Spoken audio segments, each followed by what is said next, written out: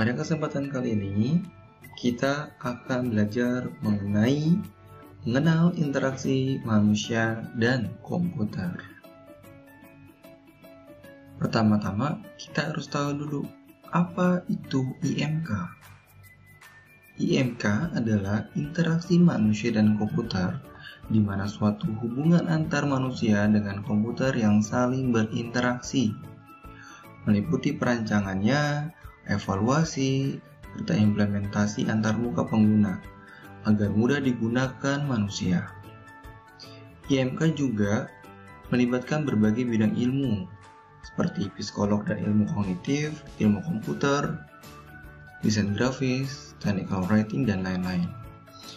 Istilah IMK ini juga sudah dikenal, namun istilah ini sudah mengakar ke dalam bidang yang telah mapan sebelumnya. Studi ini telah dimulai dari saat Perang Dunia Kedua dengan munculnya keperluan untuk menghasilkan sistem persenjataan yang efektif. Dalam pembuatan IMK, terdapat 3 faktor yang mempengaruhinya, yaitu manusia, di mana manusia ini adalah sifatnya fleksibel dan mampu beradaptasi, dapat belajar bagaimana bekerja di lingkungan yang baru. Lalu yang kedua ada komputer, yang sifatnya tidak fleksibel atau tidak mampu beradaptasi. Input harus dalam format yang jelas dan outputnya ini harus didefinisikan sebelumnya. Tidak dapat belajar dan juga dapat didesain ulang. Fungsi pembuatan IMK juga menjadi faktor penting, di mana hasil akhirnya dapat membantu pekerjaan manusia, sehingga interaksi manusia dan komputer merupakan serangkaian proses, dialog, dan kegiatan yang dilakukan oleh manusia untuk berinteraksi dengan komputer, di mana keduanya saling memberikan masukan dan umpan balik melalui sebuah antarmuka. Untuk memperoleh hasil akhir yang diharapkan, sistem harus sesuai dengan kebutuhan manusia dan dirancang berorientasi kepada manusia sebagai pemakai. Selain itu, antarmuka juga sangat penting dalam interaksi manusia dan komputer, karena antarmuka ini penentu bagaimana interaksi manusia dengan komputer menjadi lebih baik.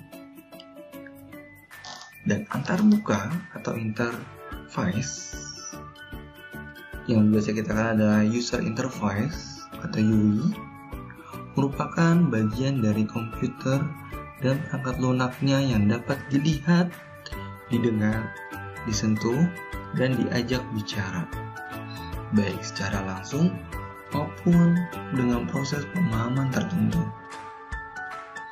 Pada tahun 70-an diperkenalkan namanya sebuah komputer.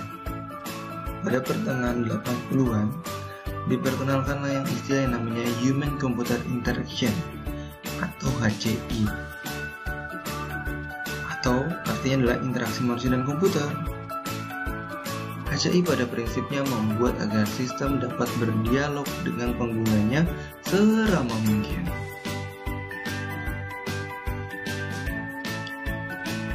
Dan itu kita harus mengenal yang namanya model IMK. Model IMK dengan program aplikasi terdiri dari 2 bagian. Yang pertama, bagian antarmuka. Yang kedua, bagian aplikasi. Ini adalah faktor terpenting dalam antarmuka. Bagian antarmuka harus menjadi yang lebih baik, yang mudah digunakan dan disenangi oleh pengguna. Serta bagian aplikasi adalah faktor terpenting untuk si programmernya. Bagaimana programmer dapat menjalankan sebuah bagian aplikasi ini dengan mudah, jelas, dan dapat dikembangkan menjadi lebih baik. Dan tidak hanya itu saja, bagian aplikasi sangat sering menjadi faktor penentu perkembangan bagian antarmuka. Karena apabila programmer berganti dengan programmer yang lain, itu harus mudah dikembangkan aplikasi tersebut. Lalu ada model interaksi manusia dan komputer. Di sini ada 4 model yang akan saya paparkan. Yang pertama adalah model command line interface, yaitu berinteraksi menggunakan satu garis perintah. Contohnya adalah seperti Linux atau terminal konsol, DOS, dan Unix. Tampilannya seperti itu. Yang kedua ada model natural language, ya dia adalah bahasa alami. Yang sering kita gunakan adalah bahasa pemrograman terstruktur seperti Pascal, COBOL, RPG, C, dan C#, serta ada C++. Lalu tahap yang ketiga ada question, kemudian yang ketiga ada question, answer, and query dialog, dimana contohnya seperti MySQL, DBS interaktif, dan lain.